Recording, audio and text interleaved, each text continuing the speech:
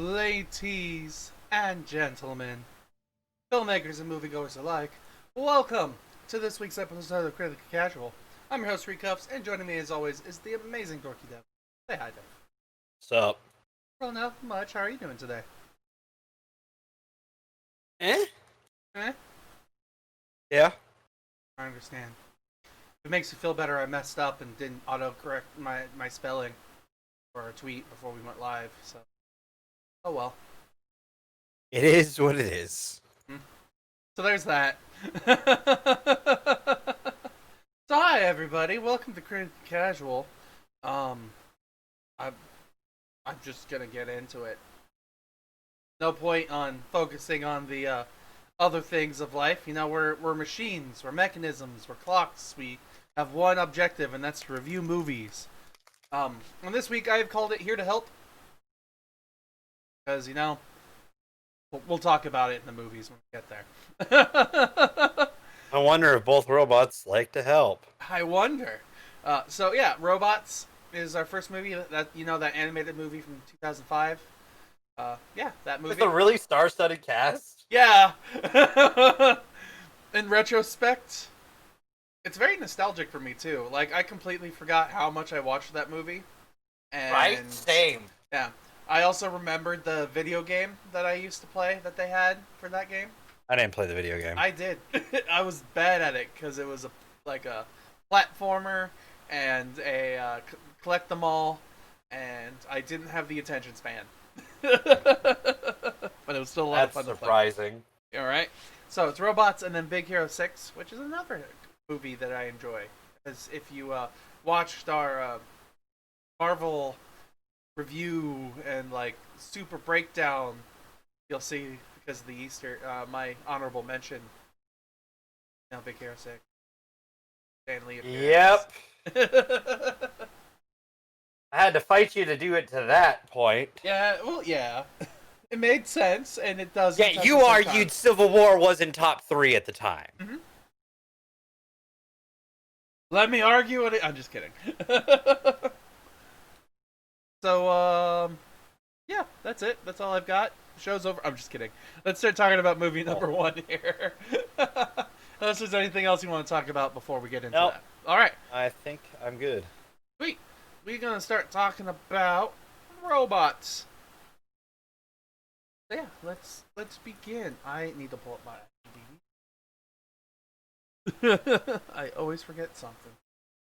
So yeah, Robots is a fun movie that I enjoyed, but upon a second rewatching, I definitely remember that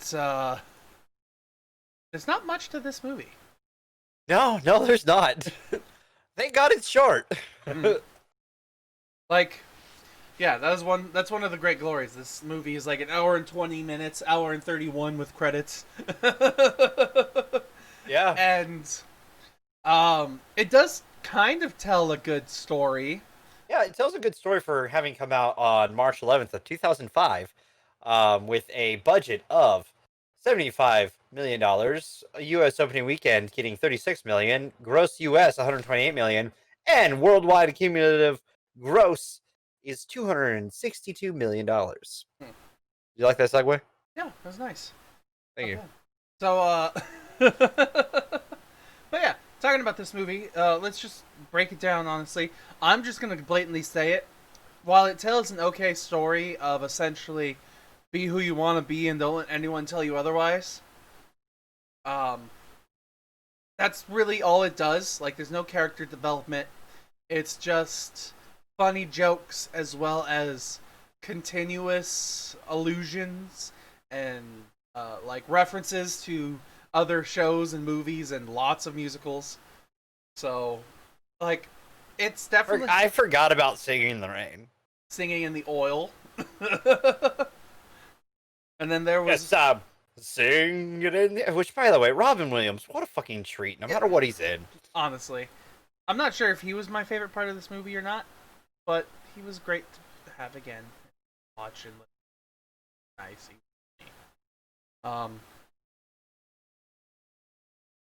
Fender used to be Bumper. But yeah, there's a lot of random jokes that definitely go way over a kid's head, but you can understand them a lot more as an adult for sure. I definitely Yeah. liked the constant nonstop references myself because, like I said, there wasn't much else to this movie other than just the funny gags and throwaway jokes that they threw in there. Um, it's quirky though, and I loved it, and I'll definitely end up watching it again at some point. That maybe just Yeah. be me, and No, I enjoyed watching this again. Like, it was definitely one of those kind of unique revisits. mhm,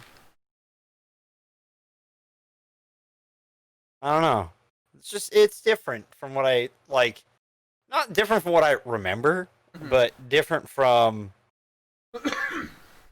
what I guess I expected to be. I don't know. Like, because I watched this a shit ton as a kid too. I actually had a Fender toy. Nice.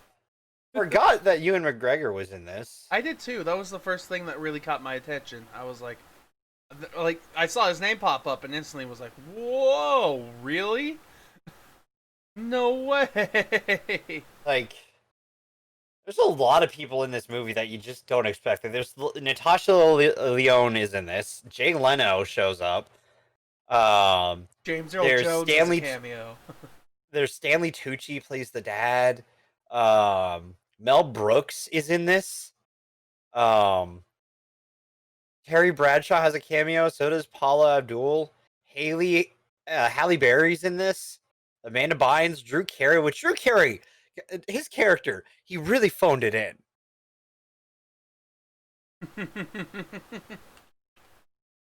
Who carried Crank? Which one was Crank? Oh yes, Crank. That's right. Yes, yeah. Was he having? Was he really a part of the movie? I Hey, Drew, you want to read some lines? Sure, why not? got time. Man, I'm just here. I don't really care about anything. I care. I don't know. I care. I don't sound like I care, but I care. Um, Never try, never fail. Those are the words I live by. It's about the tone too. yeah, that's pretty close. I could play Um, Crank. anyone could have played Crank. They just got Drew Carey to do it. I don't know, man. So yeah, there's a couple of phoned in little bits of voice acting. There's bits of small inspired voice acting. There's definitely a lot of dumb jokes. There's not much of a story. Uh, what else do we want? It's who was your favorite Hey, character? guess what? Well, that's tough to decide because it's either Fender, which is great, or the little Robo thing. Oh, played by Halle Berry. No, Happy, the little no, cup. that's no, that's not. Cappy's the sister. Pepper is the sister. Who's Cappy?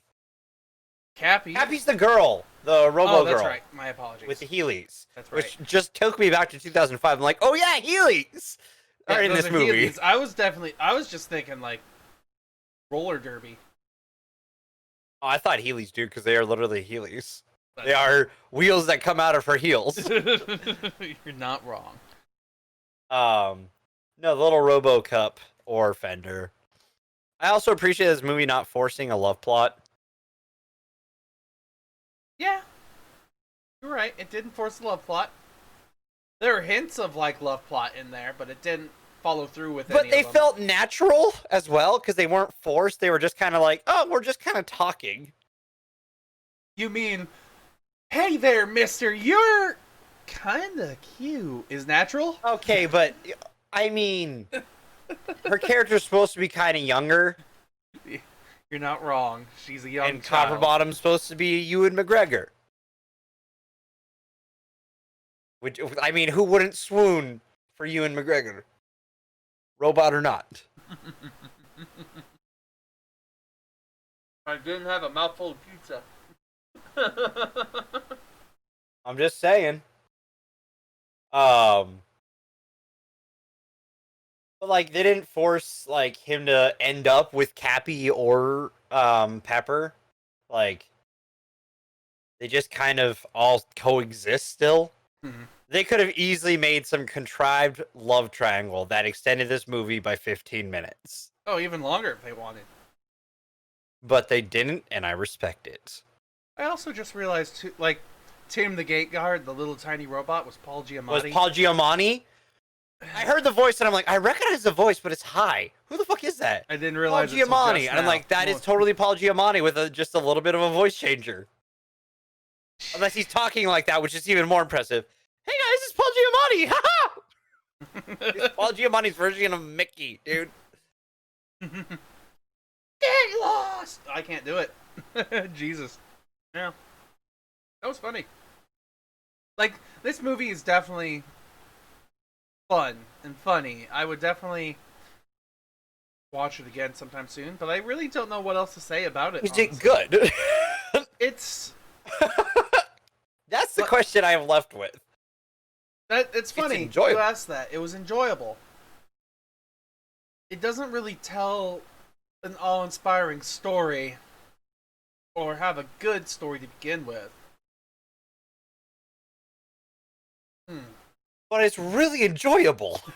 Yeah, This is where the casual brain kicks in, and I'm like, I guess I enjoyed it. Mm-hmm. Like, are we gonna add the child's point for this one too? Oh, I had not thought about the child's point. It automatically gets that, doesn't it? I would think so. Yes. Oh, well then.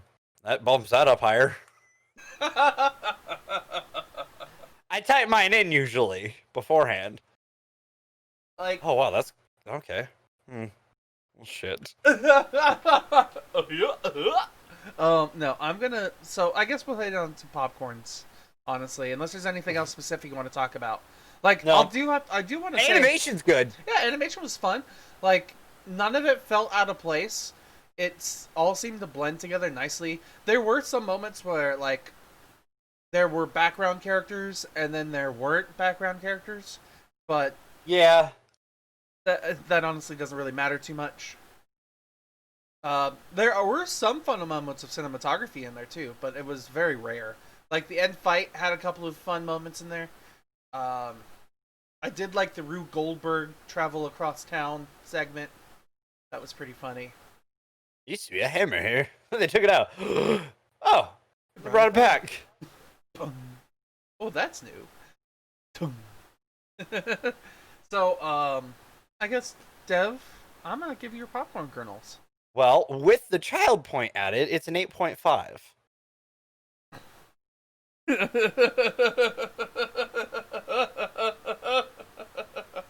I was just gonna give it a standard 7.5 because that's where it was in my brain. I'm like, it's like, I really enjoyed it. It's not the best, but it's nothing bad. You know what I mean? Mm-hmm. Like, there's nothing that drops it, if that makes sense. There's just stuff that kind of raise it, but none of the stuff that raise it are like super raise it. But then there's the child point on top, so that makes it 8.5. Mm-hmm. Like, it's weird because this is like literally, I wouldn't say it's a bad movie, but I'm also not saying it's a good movie, but it's definitely an entertaining movie. So, like, I don't want to give it a 5. It's definitely higher than a 5. So I guess I'm going to give it a 6 before the child's point. Which puts it at a 7. Yeah. Which rounds it up to an 8 overall. Such a strange system we have. It works. Yeah. Because, I mean, the child point makes sense, in my opinion. Like, because kids' movies are to entertain kids. Mhm. We are not that target demographic, so sometimes they just aren't going to work for us. But this one does nothing wrong, in my opinion. Maybe a little bit too many lowbrow comedy. Like, kids can be... Occasionally, Yeah. But then they there's also only have one scene where it's gratuitous. Mhm. But then they also have a bunch of references that, like, if I went to, like, I work with kids at middle schools. So, like, I know for a fact they don't know Singing in the Rain. So if they were Now to see they this, don't. yeah. 2005, maybe. Yeah. So, like, if you were to show this to a teen nowadays, they might be like, that's a cool song. I've never heard it before. So... Hit me, baby, boom. I love that moment, by the way. I thought about it before going into the movie. Mhm. Forgot about it in the movie. And then it happened, and I'm like, oh yeah, this funny fucking moment that is completely out of the blue. Yeah. Makes no sense, but it's funny. Mhm. It's one of those moments where it's like, okay, how do we how do we get this character who's completely inept out of conflict? Ants. Ants number. Yeah, it's funny. It's definitely funny. I forgot to silence my cell phone before the feature I noticed. presentation. So yeah, like it doesn't do anything wrong, so I can't really dock it. Like, man, it's got some good animation. It's got good voice acting for the most part. I'm gonna insult Drew Carey for it, despite him being a Pacific Northwestern guy who helped build the Sounders stadium or build on the Sounders up and stuff like that. Um, he's the only one that definitively feels phoned in. Mm-hmm. Everyone else at least tried. Drew, I'm just like, I think he walked in. He's like, "Where's my check?" Cool. What am I saying? Cool. Later. Drew, can we have you retake? No. All right. So It's in my contract. I guess the only other thing I might do is maybe take out a couple of characters. That might help streamline it a little bit. But then once you do that, you lose a bunch of the jokes. So Yeah. It's a give and take. yeah. I don't even need this doesn't need to be streamlined either. It's barely at an hour 31 with credits. So I don't think there's any streamline needing. This sits in a weird place, this movie. Alright, let's move on. We're gonna head on to our next movie. Another one of my modern favorite movies, Big Hero 6. You want to give us the stats there, Mr. Sure. Came out November 7th, 2014, with a budget of $165 million. Opening US made $56 million. US gross was 222 million. And worldwide was $657 million. So it did make quite a penny. How did I miss this movie? Was this the first time you've seen it? Yes. My only answer to that would be Tangled. Tangled came out around the same time this movie came out and garnered a lot of the attention. Well, no, Tangled came out 2010.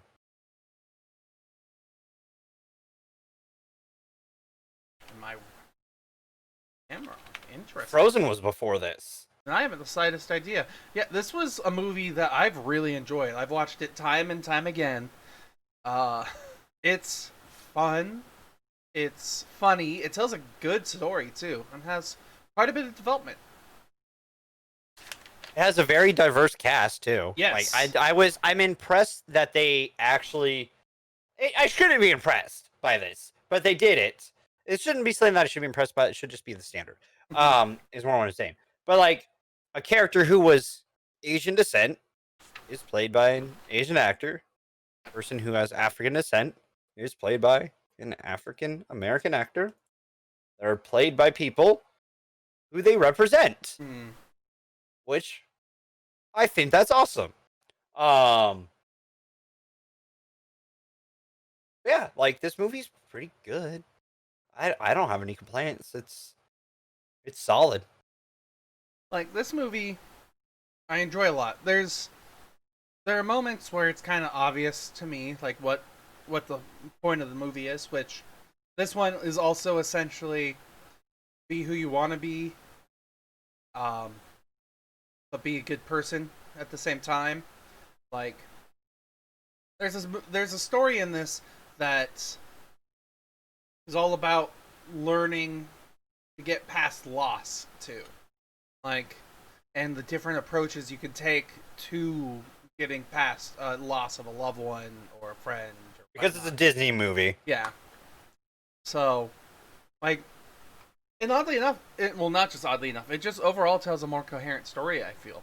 Like, all of the characters have a fun moment where they get to develop and learn things. All of the characters have moments where they're funny and interactive. Even to the point where, like, the ant and the cat could be easily rememberable. At least to me. So Yeah. like, I just really enjoyed this movie. And then we get into some really interesting song choices. Like having freaking, who was that? Fall Out Boy? Oh boy. make the main song of this movie.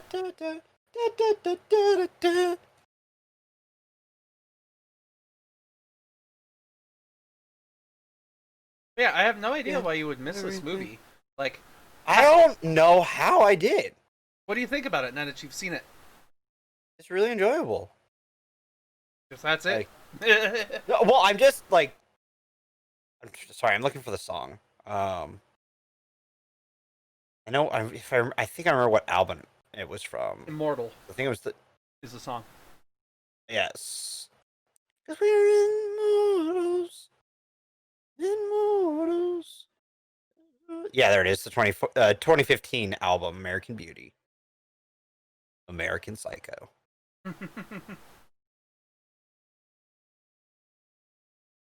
Um, it's got good music. It's fun. It's got a good story. Solid animation. Um, like my god, that animation. Um, and it's definitely more the Disney movie I enjoy. I guess. Um, like with like for me with Disney. I mean, yeah, it like I don't know. Yeah, it's a superhero movie, so like obviously my dumb ass is like superheroes, yay. um, but also like I don't know. It's Disney. My only major complaint I have with this movie is the villain. I actually really like the villain, but let me hear you out. The Disney's in this phase where all their villains have to be slightly morally gray, Mhm. but I don't always want my villain to be morally gray. You know what I mean? No, Like you can write a good morally because they don't do anything interesting with it. You know what I mean? And he does some dick stuff that doesn't make sense for the character that it's kind of set up and his reasons. It's kind of just being a dick to be a dick, but I have my reasons. We'll have to break that down a little bit more in spoilers, I think. The thing he does that catalyzes everything involving with Harrow. Mm-hmm.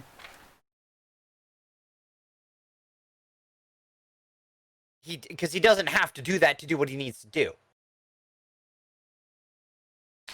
Yes and no. I agree with you and disagree with you at the same time.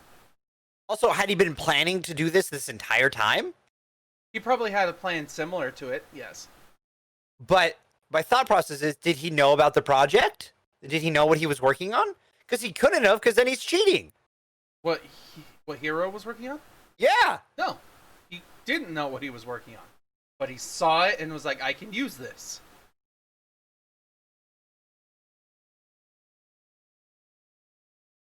I had problems with that because he just it comes off as though he had planned to take it Okay. before seeing it. Mm-hmm. I didn't How get that quickly impression things at all myself. Well, with how quickly things go Mm-hmm. from 0 to 100 in that part, it seems like it was preemptive, like pre-planned. I hear you.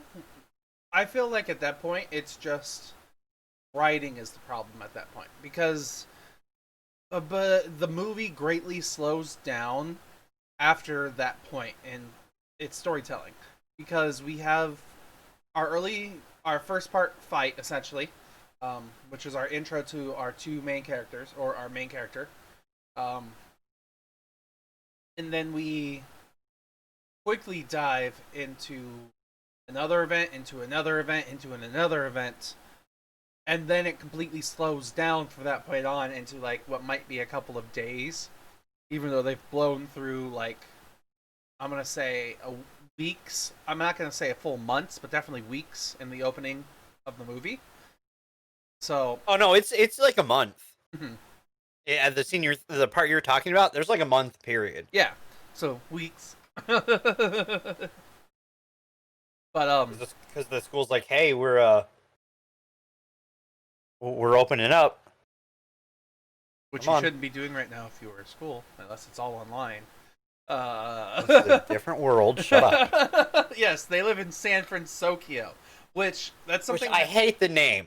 I hate the name, but I like what they did because they just made San Francisco a lot more. You know, what's the word I'm looking for? Eki? Not quite. They mixed Tokyo with San Francisco. Yeah. That's what they did. My problem with the name is I'm cool with combining the two names, but San Fran Francisco. San Francisco doesn't sound right. It should be San Fran Tokyo.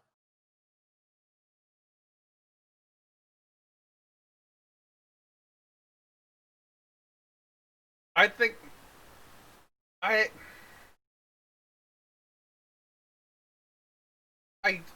I don't really agree with you. Like I hear I what feel it rolls off the tongue better. like I I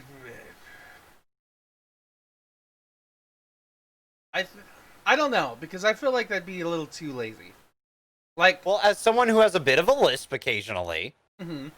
trying to say San Francisco 10 times fast is a pain in the ass. I mean, it's a pain in the ass for anyone who doesn't have a lisp. So, but I San like, Fran Tokyo is easier to say. but it just seems literally like you took San Fran and Tokyo and went, which is really lazy. That's what they did, though. But they it just looks did the S cool. instead of the Tokyo. Yeah, they did the S and they didn't finish the word, and then they took the T out and then they didn't start the word. Regardless of how, either way, it's lazy. In my opinion, if we're going off of your logic there. I hear you. You could be right. You are probably right. They could have chosen a completely different name altogether. But I'm not criticizing that. I'm more criticizing that it is harder to say San Francisco than it is to say San Fran Tokyo. And it gets the point across what the city is to more people. But then I think it's too like world shattering, you know? Like it takes me out of the world to be like San Fran Tokyo. I'm thinking of like don't get The me Golden wrong. Gate Bridge didn't take you out? Not really. Because it wasn't the Golden Gate Bridge. Like it was close, it was very close, but it wasn't at the same time. Like it tells its own universe at that point. But if you start calling it San Fran Tokyo, it doesn't feel like its own as much as its own universe. Maybe a point of contention between two of us. That- Weird point of contention. No worries. So we're not gonna get any ground there. Next thing. Like it's weird because there's just a lot of good things to talk about with this movie, but at the same time, specifics are not things that I'm really good at. Like, Oh, so back on the villain thing because I got distracted. Okay, so Disney is having this problem with villains. Okay, mhm. where they don't really, they're not like they're either too morally gray without having any definitive characteristic about them, or they're a surprise villain that appears at the end who is then revealed as the villain. But you know what Disney's really good at least during the good age that we know? Just villains that are bad just because they're bad. Yeah, dude. Scar, Ursula, Gaston, the priest from Hunchback. Hmm. Like I hear what you're saying. Hades. Hades is enjoyable as a villain. I hear what you're saying, but I'm going to disagree with you on this point as well because I'd rather have a more complex villain than just evil for evil's sake. Like don't get me wrong, evil for evil's sake can be funny, it can be intimidating, it can be many different things. But it's like I like the complexity behind it because this story literally is like don't get me wrong, most superhero stories and origin stories are good guy takes on bad guy with the exact same powers. Um, this movie is not quite that. It's good guy takes on bad guy who has the exact same trauma. But Yes. And that's where my problem is. okay. Because one of them creates the other's trauma Mm-hmm. despite having that trauma, making him a dick and not really seeming like he has a point, and not being as morally gray as they try to make him out to be. But He's not a complex villain. at the same time, our hero goes through those same complications where he has to decide if he's gonna like add on to like, Yes, and Hero is a complex character because of it. and you don't Because think... you'd see the development from it. Mhm. Okay? I can explain this better in spoilers. Okay, This is gonna be a tough part to try to explain from here, okay? I hear you. Because I will have to go into spoilers to explain what I'm trying to get at. Okay. But for those who don't want spoilers for a 6-year-old movie, for me, he's not a complex villain. They just make it seem like he's a complex villain. But he's a very one-dimensional villain, and not in the fun way. Okay. Like a Scar or an Ursula, who are fun one-dimensional villains. Because you can have fun one-dimensional villains. Mm. They're great, in my opinion. Because if a character's evil for evil's sake, you can do some fun stuff with that. It's like, and it was one of my complaints when we did Lion King Reimagined. That Scar has now become more complex in it. But Scar is so good just being one-dimensional. Just leave him one-dimensional. You had something good there. Don't blow it. And they blew it. This is part of the problem with Disney, in my opinion, is that they have quote-unquote complex villains who aren't actually complex. They just look complex. But when you break down what they're doing and why they're doing it, it suddenly doesn't become as complex. Okay. I can accept that. At least for now, for non-spoiler reviews, I can expect That's just how I'm trying to explain it for the non-spoiler part. When you get into spoilers, I can actually explain more. Yeah, I hear you. Can we just? I know he hasn't been in much, but T.J. Miller. T.J. Miller. You remember when we had T.J. Miller week? On accident? Was it on accident? I'm pretty sure I had his picture on the front page of like the. It was on accident until we realized. I can't remember what 2 movies we did. I don't remember either. I think it was Ready Player One and something else. Oh yeah, he was in Ready Player One. What the fuck else did we do that week? I mean, we've done quite a bit with T.J. Miller, so let's see. I'm just gonna click on T.J. Miller. Deadpool. So we did the Deadpools. Oh wait, he was in Deadpool? Wait, we did Deadpool with that? Probably. It was T.J. Miller week, and it was early on Critically Casual. We were bad with coming up with reasons for movies. That's fair. Huh.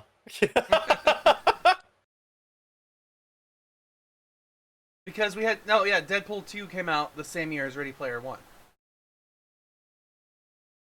So I think we did Deadpool with Ready Player One. No, Deadpool came out the... Oh. Yeah. Did we really do those 2 together? Why did we do those 2 together? That's just more funny to me at that point. Man, we have evolved. I mean, other things that we've watched that had T.J. Miller in it. We've seen the Emoji Movie. Oh, God. Let's see. Thought about that. Not as much as I thought. I mean, Transformers: Age of Extinction, How to Train Your Dragon. Oh, yeah, he's in those. He's Tough Nut. Let's see. Like, we've seen a lot of movies with T.J. Miller in it, and he both doesn't fit and does fit all at the same time, because every time you can tell it's his voice, but the characters he play perfectly fit his voice. But then you hear his voice, and then you think of the stupid shit he's done, and you're like, that doesn't age well. Oh yeah, he was also in Cloverfield in 2008. I think that was his first movie, actually. We didn't watch that yet, though.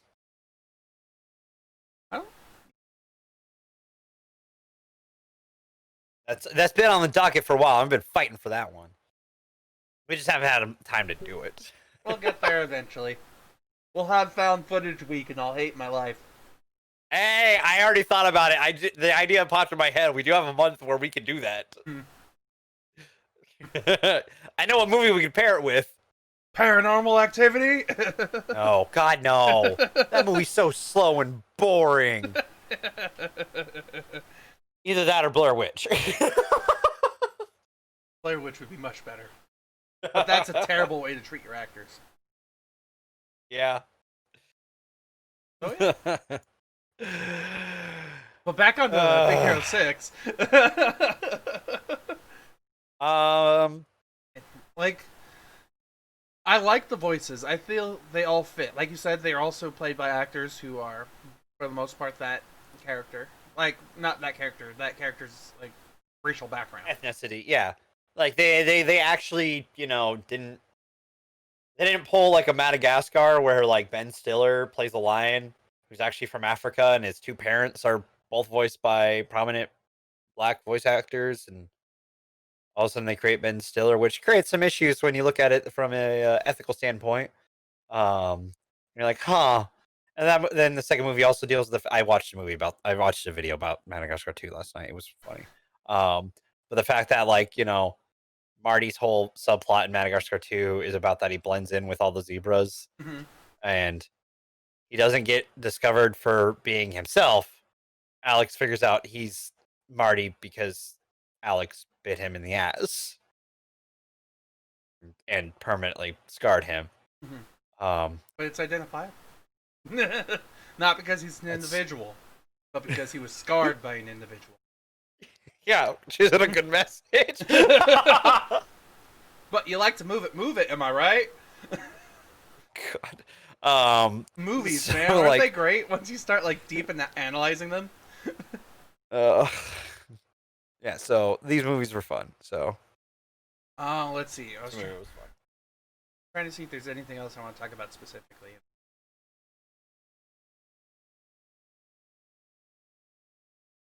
Nope, not really. I've got nothing else. Let's head into spoilers, I guess. If you want to give me my popcorn kernels. I'm giving you your popcorn kernels. All right, so I'm gonna give this movie. I forgot about Kid Point. Are we counting that for this one? Yeah. All right. I was gonna give this movie a 7.5 without it, so an 8.5 with it. Funny enough, I was gonna give it a 9. So unintentionally, my brain gave it a 10.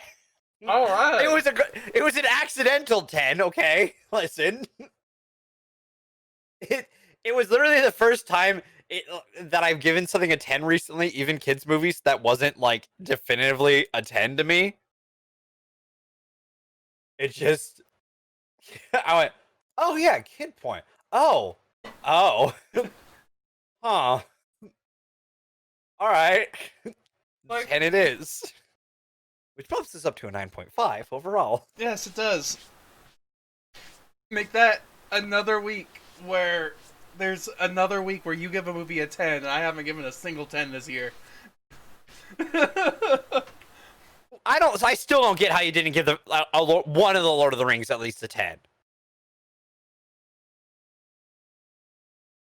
Or 1917.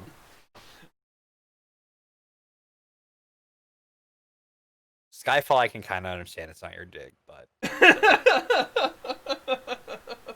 I'm picky. What do you want? better. Shut up. All right, let's start talking spoilers. Hang on, they give me the fake. There we go. My reasoning, okay? Yeah. Why I don't think he's as complex as people might think he is, and why I think he's just a boring villain. Okay. What is his reasoning for what he's going to do?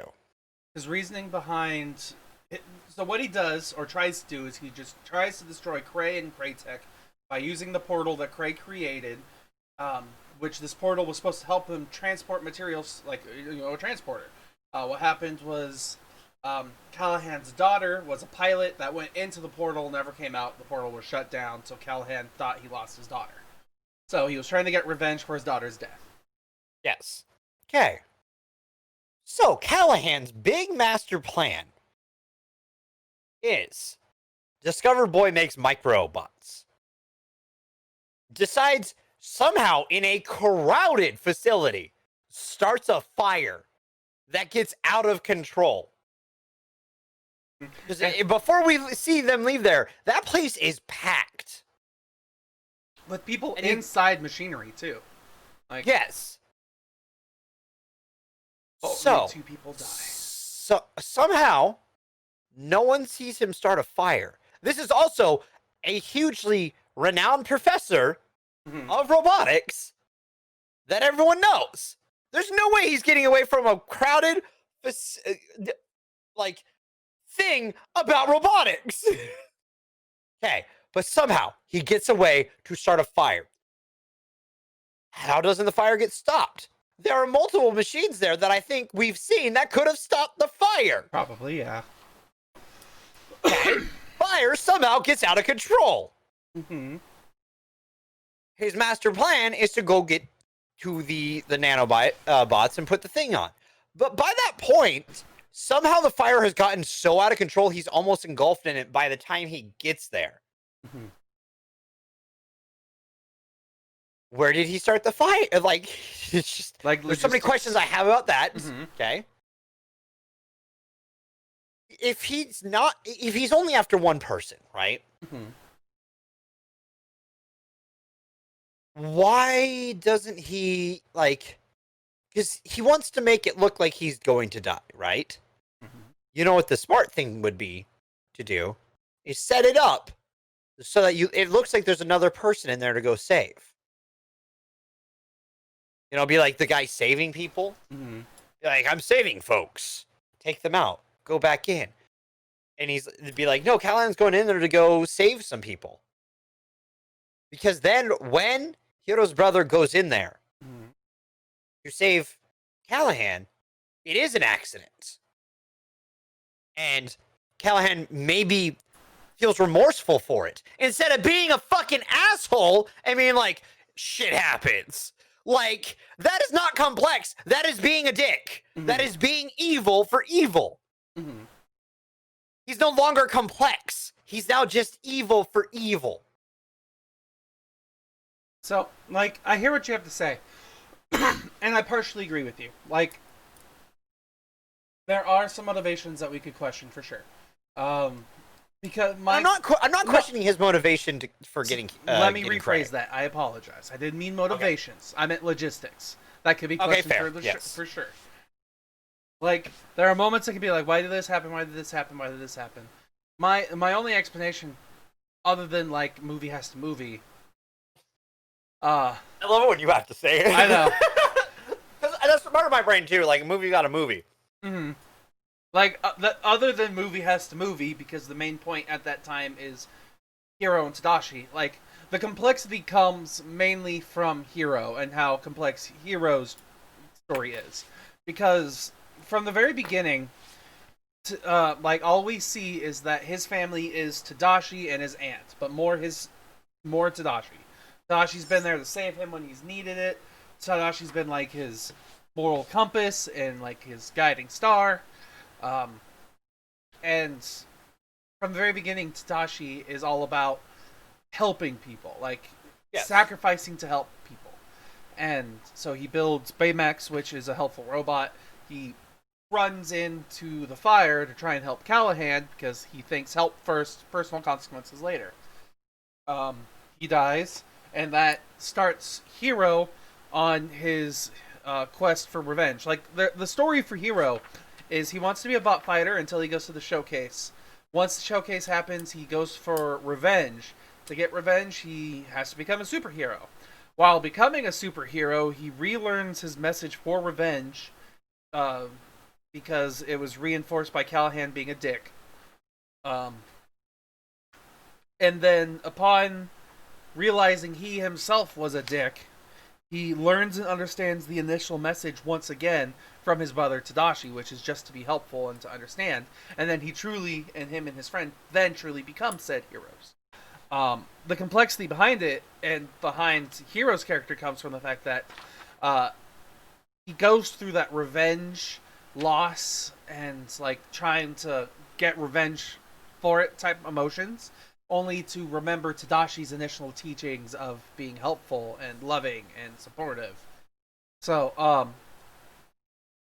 and the reason I find that makes I felt that that made Callahan kind of more complex is because Callahan is going through the same trauma, but he goes deeper down the rabbit hole of revenge and stuff like that, um, only to be rewarded in the end with his daughter, which he doesn't deserve.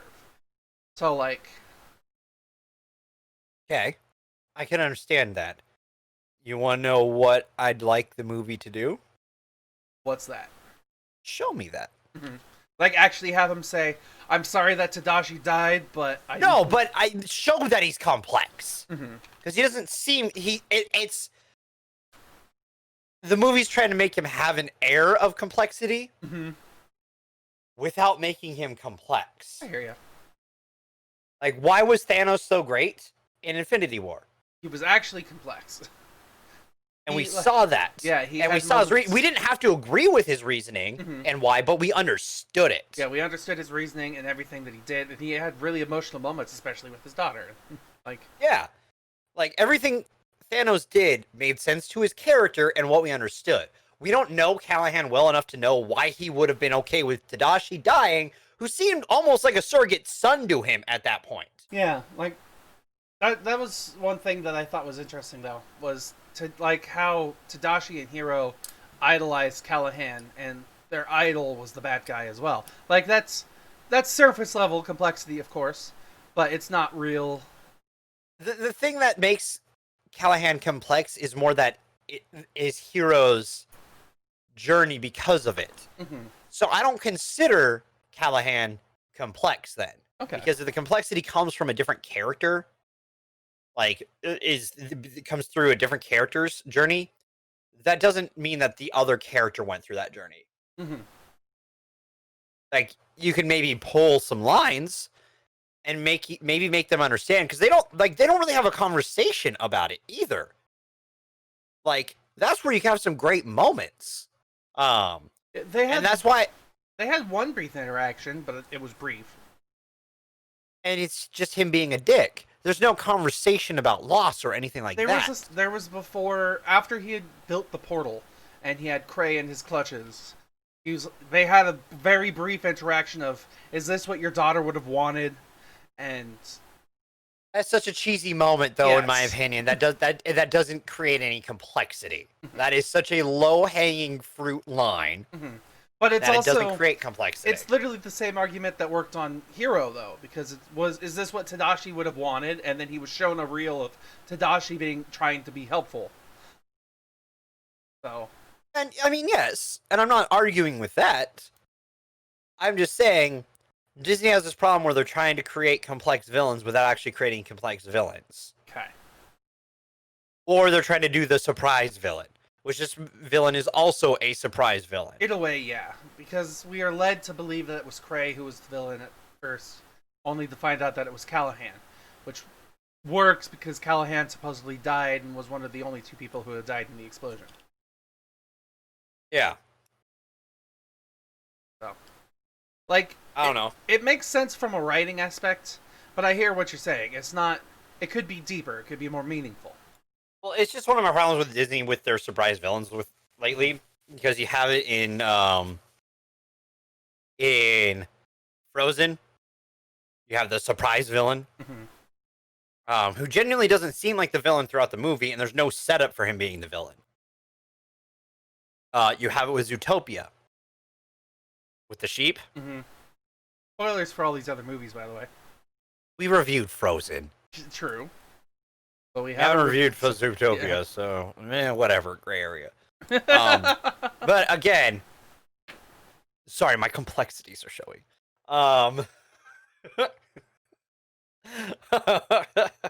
You mean complexions? But that character is also a twist villain, quote unquote. But they're not really twist villains because they're not super set up well. Mm-hmm. Except for maybe one thing. Like, the villain from Frozen isn't set up, in my opinion, when we watched that. I was like, there's no setup for him being the villain. Callahan's set up as being the villain because he's faked his death. Where else is that set up though? There's nothing else that's only given to you. Yeah, it's only revealed later on through like twist surprise footage, essentially. But at the same time, it's because they're treating it like kids. Like their first and only thought is what they think that it's Cray. And it's because their comic book reading friend was like, it's obviously the billionaire who doesn't care. Counterpoint: kids can follow complex villains. True, but what I'm saying is that, I felt like this is something that would happen in real life. Like, sure, these are all college kids supposedly, like freshmen to like juniors in college, I'll say. But I know some pretty gullible people who would be like, dude, all the hints that we know lead to this one guy, but they only know like 2 or 3 hints. It's literally a D&D story. A campaign. I mean, fair. But sometimes I want more from my movie. Mm-hmm. I hear you. I understand. That's why I didn't give this movie a 10, mister. I didn't intentionally give it a 10. How about the kid point, man? I definitively in my head went, the first movie's a 7.5, this one's a 9. Because I really love the animation, and I love a lot of the characters. And a lot of the story beats, and the music's all good. And then Kid Point popped up, and went, oh shit, that bumps it to a 10. Whoops. But one thing I want to talk about too is like all the characters in this movie, and basically our heroes. We have Baymax, of course, which is our hero nurse, which I liked Baymax's and Hero's interactions, especially like their first time trying to be heroes. Because in every instance that they did what Hero had programmed Baymax to do, and it failed. And the reason things were successful were because of Tadashi and his friends, essentially. Like, the one part that I'm thinking of specifically is when he takes off the armor and floats back up to the surface. But as well, when they're first heading to the pier and Hero almost walks off the edge because he's so focused on his robot, it's Tadashi. Yeah. It's Baymax and Tadashi's programming that saves him. It's like Tadashi is still alive in the form of a guardian angel that is Baymax. And it happens a second time during the car chase when he almost falls out of the car when the car door opens. Because Hero's like, we got this, we can take this guy, we can fight him, and then he almost instantly gets karma'd and gets caught. And then it's the lifting up. And that's 3 times in like the first 30 minutes of this movie where we're seeing very instantly that Hero's approach to this is wrong. But, keep going. And then we are led to the big scene where he takes out Tadashi's programming chip, the nurse chip, and he is just left with a murderous Baymax who essentially starts to just hurt his friends. And then we get the reveal of this isn't what Tadashi would have wanted, of course. But they're like, I like that those two, their arcs together are very important and they help interact with each other. But going past them, I want to mainly talk like the side characters, the ones who also develop. Like Fred, his whole thing is he wants to be a superhero in some way. He wants to be a super lizard. He wants to go invisible. He wants to have eyesight. But by the end of the movie, he learns that he has everything he needs, which is just the ability to spin signs, like a regular human person. So he doesn't need to be anything else other than himself. Go-Go is literally just, her whole thing is about being strong with herself as a woman, like, and being like, what's the I think literally she says like woman up. That's her catchphrase. Like, yeah. So she herself doesn't necessarily go through character change, but she doesn't need to. Like, her message is that women are very powerful and strong and intelligent and smart and fast good and whatnot. So, like, I like her story. It's simple. It doesn't change at all, but it's fine. Wasabi's whole thing is about, like, following the law and staying within the rules of the system. and then through this whole exhibition, he learns to like let loose and kind of relax a little bit. Um, he himself also doesn't really have much character development, and neither does Honey Lemon. Her whole thing is just kind of being there and being the accepting chemist. So like it's interesting because some of the characters have some really like they're very surface level storytelling, of course, but they each tell a story in their own way until we get towards the bottom. Um, but I still like their characters a lot. I like how they, I like the characters. yeah, like I liked their interactions, and I enjoyed that each of them had their own little story. Because we've watched plenty of other movies in the past that have had multiple characters, say like the Transformers movies. Like what did the twins have to offer other than being stereotypes? Not much, if anything at all. What did anything in the Transformers have to offer? Not much, if anything at all. Transformers by Michael Bay. Not much, if anything at all. That's the tagline, yes.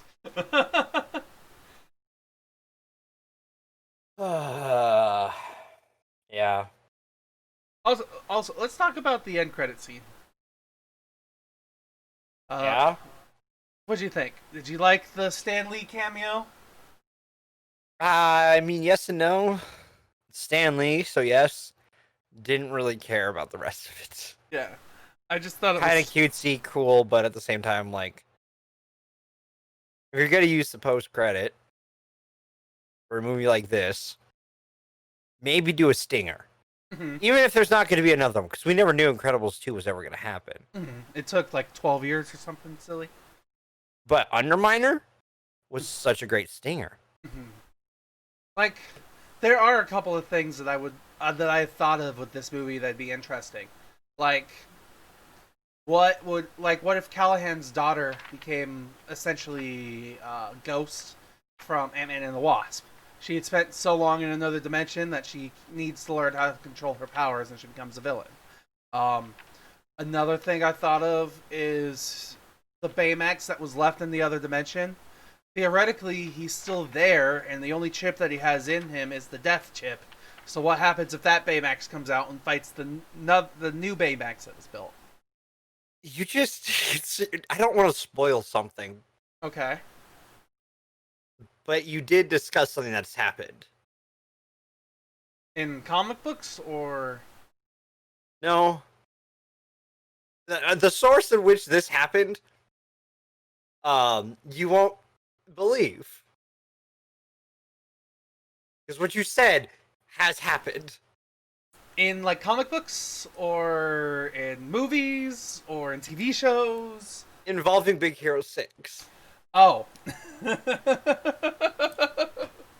I mean, we're spoiling Big Hero Exact- 6, so I know, but that exact scenario has happened in a Big Hero 6 related thing. the second Baymax's comeback. Ah, That's awesome. Like he's I won't reveal where, or when, or in what, but it happens. like it made sense to me. Like he gives his chip up, and we know that when he loses his chip, he just becomes angry, evil killer mode. So my thought was like, he's angry killer Baymax robot. Um, he probably has a vendetta against Hero because he's the one who left him stranded in the universe, supposedly. So that was my thought process. I really wish you knew where it happened. You can let me 'Cause know you just, after the show. How about that? well, no, because I don't want to spoil it for you. I'm trying to think, like, what series or TV show or movie do I care about enough that he could pop up in?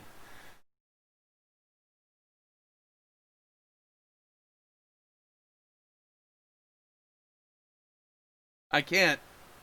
I can't place it. You will eventually, and it will be funny. Are we watching this movie sometime soon? I'm not even saying it's a movie. It could be anything, Steven. I'm so confused. Is it the Injustice video game? Steven, like I said, I'm not telling you, but it can be anything, anywhere. At some point, this will happen to you, and you'll be like, "Don't look it up, cheater! Don't look it up, cheater!" Fine, I'll wait. Unless you legitimately want the spoiler, I'll tell you where it happens. I'm indifferent at this point, honestly. Like, my curiosity has definitely got me questioning, but I don't know. Like, I'm just a good storyteller. Let's just say that and move on.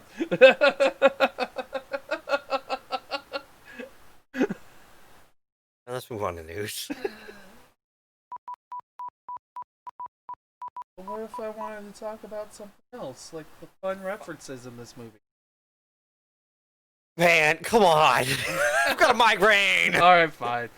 I was gonna talk about the Breaking Bad reference, but fine. We're going to news. There's another one of those in fucking Zootopia too. There is, yes. Because it was popular at the time. Oh Jesus. Well, no, it was popular at the time of this because this came out just after the final season. I think the final season was 2013, 2014. The fact that it's in Zootopia 2 years later means that they wrote Zootopia so much earlier. Hmm. And it's an old reference now.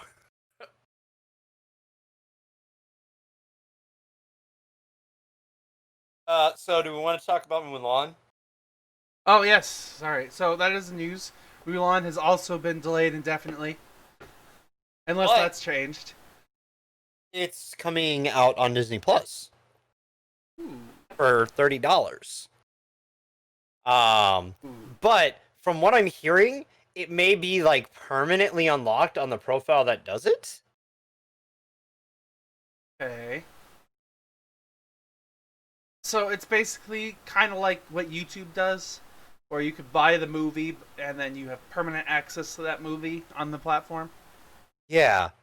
It may essentially how I'm thinking, from what I understood from what they just talked about it during screencast over on Kind of Funny. Mm-hmm. They were talking about this because one of them it has stock, so they're able to listen to the shareholder meetings and stuff. Mm-hmm.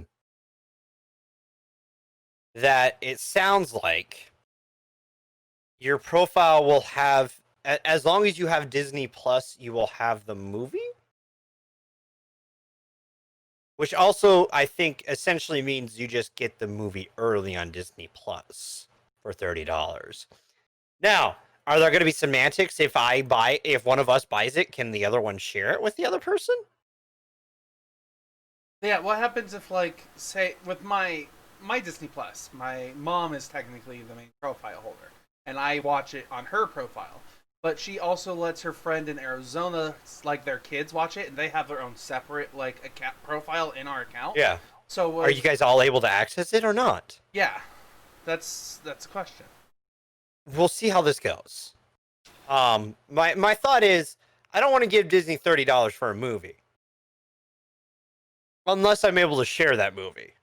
Yeah. Because, like, personally, I don't spend $30 going to the movies. Neither do I. Like if I'm buying popcorn and a drink, I'm probably gonna spend about almost 30, but not 30. But that's if I'm living lavishly at the moment. Right? I might spend a little bit more if I'm living lavishly, yes. But if I'm going to the theater by myself, my one ticket, because usually I go to a matinee, is Yeah. $9 fucking dollars. Yeah, you go under the matinee, it's under $10. You don't get any snacks, it's still under $10. Even if I get snacks and stuff, I'm usually under $25. Mm-hmm. Like I have gotten a hot dog, a pretzel, popcorn, and a soda. That's a pricey trip.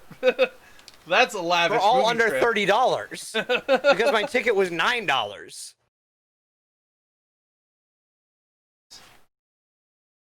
I like at that point, like I would if I'm spending $30, I'm doing VIP at the theater Mm-hmm. where I can drink and have tacos. Ooh. Not this shit. So, not entirely sure how it's gonna go. Mm-hmm. We'll see. Will we review it? Who knows? It just kind of depends on that. Like, honestly, that is the only like crucial thing for us because I don't think either of us want to rent it if the other one can't see it easily. If we have to spend $60 for a movie, that's not happening. We Yeah. could buy a video game. Yeah. So there's that bit of news. Let's see. I want to talk about, since we're talking about Disney Plus. I had a thought recently. This is not necessarily news, but it's kind of more like a food for thought type moment. Um. I have food for thought for you as well. All right. Okay. Awesome. So I was thinking about this earlier today and kind of earlier this week. Um, as I sat there this weekend watching the last two Avengers movies with my dad, like we sat there for basically 7-8 hours watching Endgame and Infinity War, other way around. And I was sitting there, I was like, I enjoyed these movies; they're not bad. Um, and my thought was, is this pandemic, like I know it's an awful thing, but is it good for Marvel? Like, I was feeling pretty burnt out on the never-ending releases of films that we were getting from them. Like 3 a year. Um, a lot of them they're not necessarily bad, but they're all generally around the same quality of good. So, if not great. Um, so I was kind of getting burnt out on not necessarily seeing the same thing over and over and over again, because that's I may have been exaggerative when I had said that in the past. But is it a good thing that like they're being forced to essentially take a year off from releases so they give their audience time to breathe and like get back into wanting to see these Marvel films again? I mean, for people like you, potentially yes. For people like me, I'm always hanging hands a bit for a good Marvel movie. So, um, along those lines, though, my food of thought for you.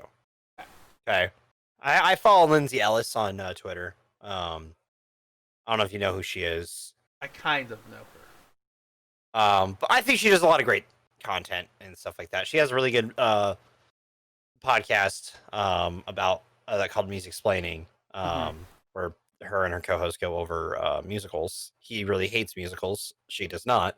Oh, Adam Ellis? No. Adam Ellis and Lindsay Ellis aren't related Okay. in any form. I don't know anything about anybody. It's fun sometimes. But she had brought this up because she just released a book. She shared this and she's like, I love being on the other side of this and almost as much as I love having to gracefully not address it. And the tweet is about, I hate nitpicky critique. Often things are left out of a narrative because they are not important to the narrative. You got 90 minutes for a movie. You don't need to show them buying airplane tickets, getting on and off the plane. It is not a plot hole to skip that either. And Lindsay brings up composite characters are not lazy writing. They are necessary for a coherent narrative. Another meaningless critique is, the plot is paper thin. Like, what does that even mean? The plot is simple. Plot points don't flow logically. Genuinely meaningless garbage phrase. End it. Kind of thing. And she's talking about the fact that like she talked about the fact that like just because a plot isn't like fucking Inception doesn't mean it's bad. Which has kind of been my approach to movies a lot lately. I tried to go into movies more with less critique on things like that. And yeah, like I had a moment of it today with the fire thing. But it's more just because I just don't like how Disney's villains have been. And it's just a bigger issue for me over Disney overall.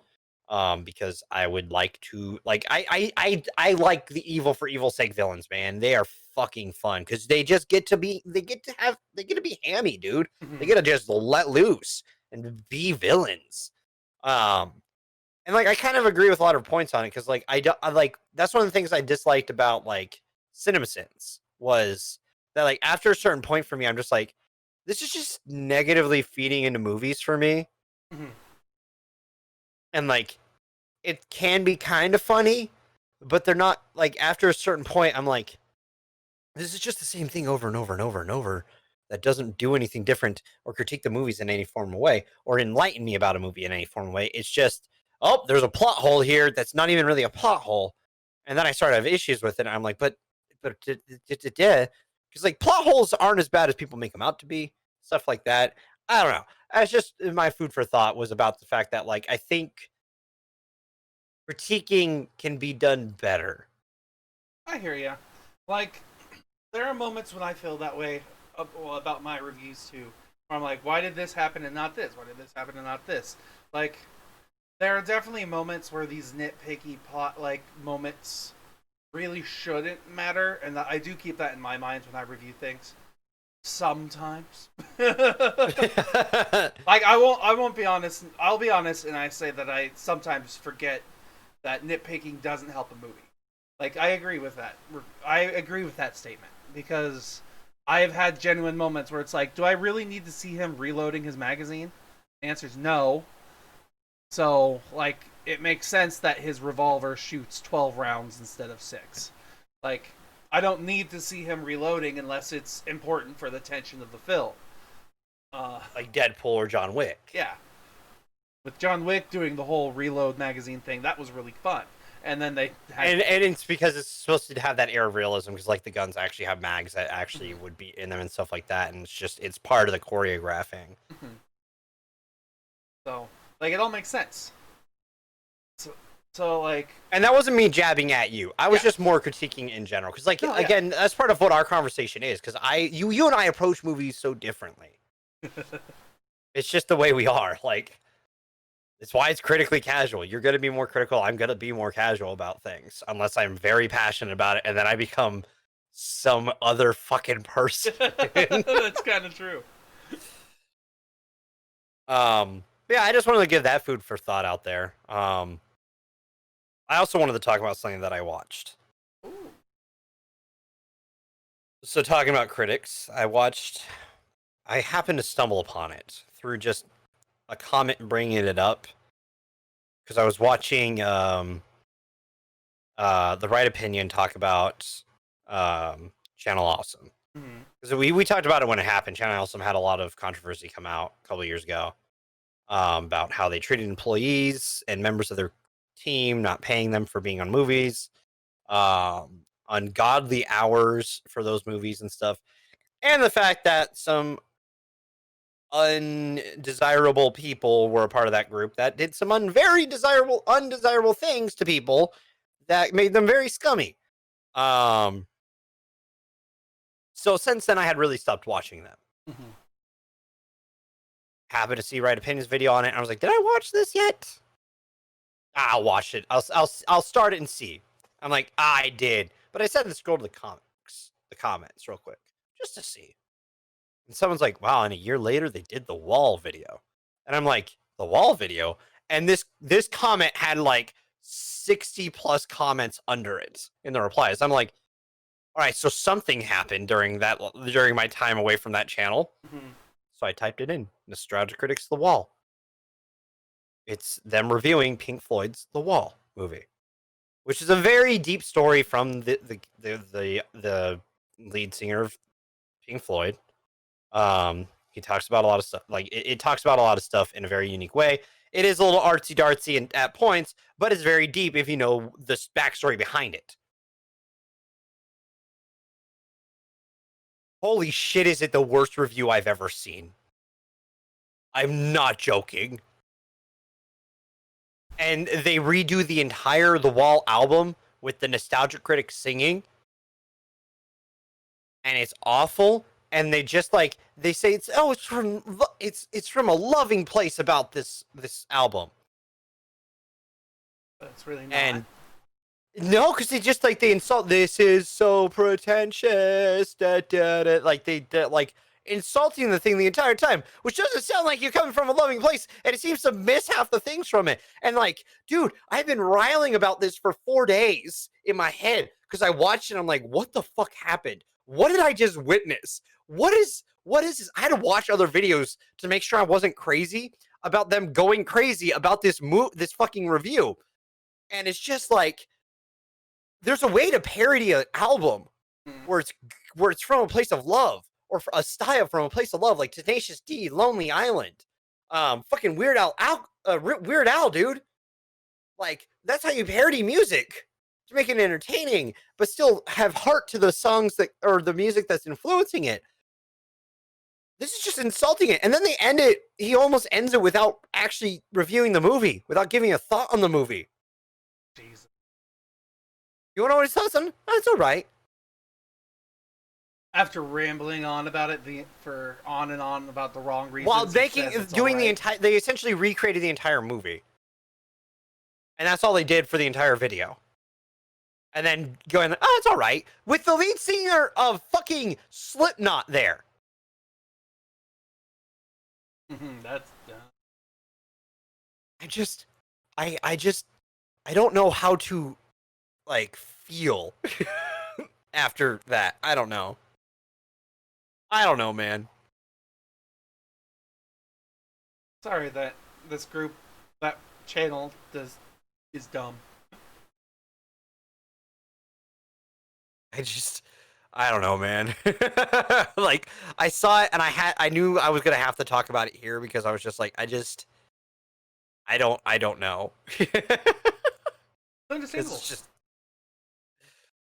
it made no sense to me. Like, I watched it and I'm like, that just, how is this from a place of love? What else? I don't know. Am I okay with moving on to other news? Yeah, go for it. Okay. So there's a couple of other things I want to talk about. Since we watched the movie with Robin Williams in today, Robots, I'm going to talk about. There's a new documentary coming out on September 1st, which is supposedly exploring Robin Williams' final days. It says here in the new doc called Robin's Wish, family and famous friends discuss Robin Williams' legacy and share details about the rare neurological disorder that plagued the late entertainer. So, coming out next month, we can learn a little bit more about Robin Williams towards the end of his life and why he made the decisions that he did. Did you know that there's a tunnel here in San Francisco, near San Francisco? It's like driving north and south in and out of the city on the 101. You drive through Robin Williams Tunnel. Was it named that after him? Yes. Like, after everything? So, that's a fun fact, and a movie coming out about him that you can know about. There are a couple of other things coming out, like according to Viacom CBS, there is a new reimagined version of the Ren and Stimpy show that will be airing on Comedy Central. It says here that the original creator John Kricfalusi, whatever his name is, I can't pronounce that, Kricfalusi, will not be involved with this show in any way, especially after accusations of sexual misconduct that happened in 2018. And it's being worked on right now by Nickelodeon Animation Studio. I think that's a weird inner workings. A Viacom CBS company is making Nickelodeon create a show for Comedy Central.